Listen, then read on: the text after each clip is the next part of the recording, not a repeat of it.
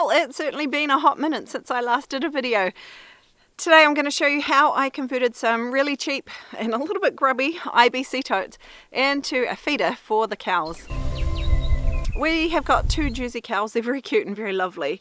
On our 40 acres we still don't have boundary fences, so we're keeping them behind electric, which 2 cows for 40 acres sounds like they should have lots of grass, but because this is ex-forestry, there's not a huge amount of grass growing. So it means that because we're in winter, we need some way of feeding them hay, and they have been sharing a hay net, but it's getting to the point where they need a little bit more. There was a local transport company that had a whole lot of IBC Totes that had some kind of chicken mineral mix in them. And they've obviously got some kind of oil in them because they make your hands smell funny, very greasy. But they were super cheap. Usually IBC Totes around here go for around 100 to 150 New Zealand dollars each.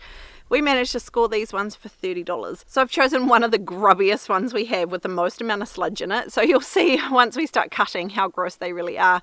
It does also make them quite heavy. So what I'm going to need is some hearing protection. I've got my sunglasses so they can be my eye protection. I've got a craft knife, but as it turns out I ended up using the Sawzall. I used a drill with a hole saw on it as well to make a hole in the bottom so the water can drain out. And of course the star of the show was the angle grinder. Now before I take this plastic bin out of here, I'm just going to mark where I want to cut the bottom and the top of it, because these lines will work really well to give me a nice straight line. Now I'm going to cut the tops off and try and get this bladder out of here, which turned out to be a lot more of a mission than I thought it would be, because the thing was so jolly heavy with all this extra sludge in it.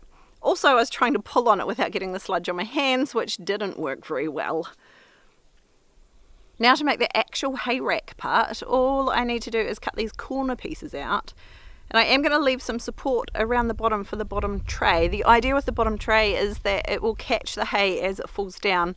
But also I'm hoping it'll give us somewhere that we can put a mineral block for the cows as well. That will hopefully keep it protected from the rain. I'll have to see how that fits in once I get Matthew to carry it up for me, because it's like 20 kilos. And then the next thing is to just cut these sidebars out so that in theory this should push together into a V shape in the middle. Now I've used zip ties to tie these together. They are UV stabilized ones.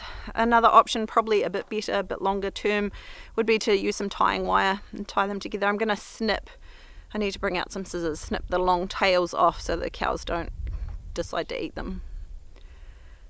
And I'm just going to add some extra ones in here to help add extra stability, because we've also got some baleage to feed them, which is quite a bit heavier than hay. Now I'm going to try and cut out the actual IBC bladder itself. I did try with a craft knife, that did not work. I tried with the angle grinder, which we have cut plastic with the angle grinder before. That didn't work very well either. So I went and grabbed the Sawzall, and of course Sawzall saws all, and we managed to saw it with that. Now the sludge goes absolutely everywhere, and the challenge is to try and tip out some of it whilst getting the bits back together.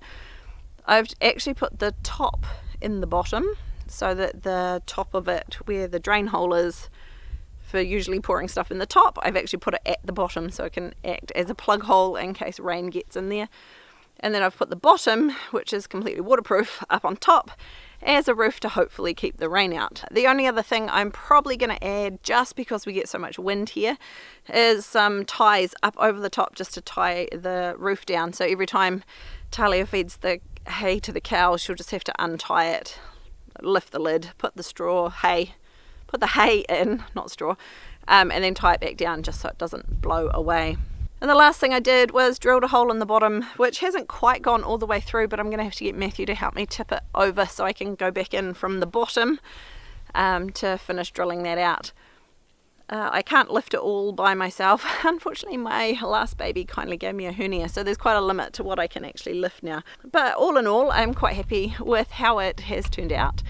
And I think it'll keep the cows fed, and it should keep their hay up off the ground, and hopefully keep the rain mostly out of it. And the idea with the tray at the bottom is it can catch the hay that they drop, so they're not standing in it, so they'll still eat it. That's the thought, at least. Thanks for joining me on this video. I'm hoping to do a bit of a garden update and a bit of a farm update.